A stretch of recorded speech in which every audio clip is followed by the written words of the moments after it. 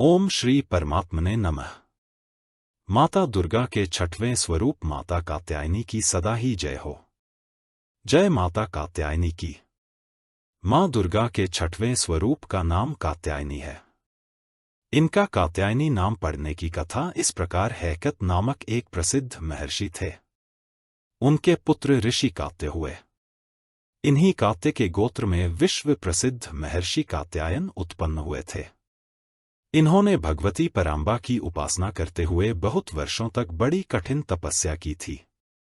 उनकी इच्छा थी कि मां भगवती उनके घर पुत्री के रूप में जन्म लें। मां भगवती ने उनकी यह प्रार्थना स्वीकार कर ली थी। कुछ काल पश्चात जब दानव महिषासुर का अत्याचार पृथ्वी पर बहुत बढ़ गया, तब भगवान ब्रह्मा, विष्णु, महेश तीनों ने अपने अपने तेज का अंश देकर महिषासुर के विनाश के लिए एक देवी को उत्पन्न किया। महर्षि कात्यायन ने सर्वप्रथम इनकी पूजा की। इसी कारण से यह कात्यायनी कहलाईं। ऐसी भी कथा मिलती है कि ये महर्षि कात्यायन के वहां पुत्री रूप से उत्पन्न भी हुई थी। आश्विन कृष्ण चतुर्दशी को जन्म लेकर शुक्ल सप्तमी, अष्टमी तथा नवमी तक 3 दिन इन्होंने कात्यायन ऋषि की पूजा ग्रहण कर दशमी को महिषासुर का वध किया था। मां कात्यायनी अमोघ फलदायिनी है। भगवान कृष्ण को पति रूप में पाने के लिए व्रज की गोपियों ने इन्हीं की पूजा कालिंदी यमुना के तट पर की थी। ये व्रजमंडल की अधिष्ठात्री देवी के रूप में प्रतिष्ठित हैं। इनका स्वरूप अत्यंत ही भव्य और दिव्य है। इनका वर्ण स्वर्ण के समान चमकीला और भास्वर है। इनकी 4 भुजाएं हैं। माता जी का दाहिनी तरफ का ऊपर वाला हाथ अभय मुद्रा में है तथा नीचे वाला वर मुद्रा में है।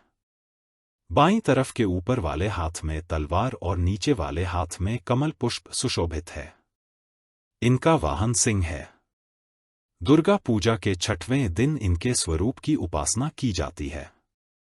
उस दिन साधक का मन आज्ञा चक्र में स्थित होता है। योग साधना में इस आज्ञा चक्र का अत्यंत महत्वपूर्ण स्थान है।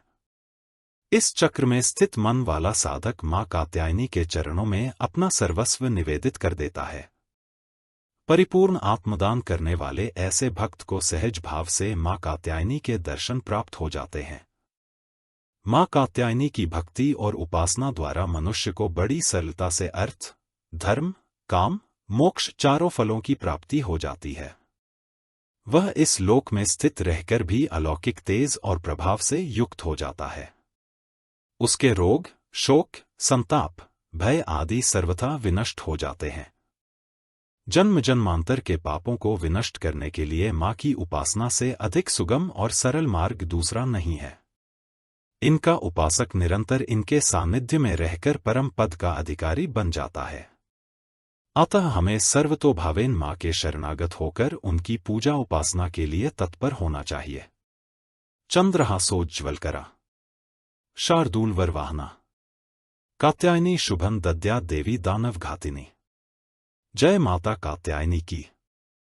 जय माता कात्यायनी की। सभी नवरात्रि में माता की कथा सुनने के लिए हमारे चैनल को लाइक करें, शेयर करें और सब्सक्राइब करें।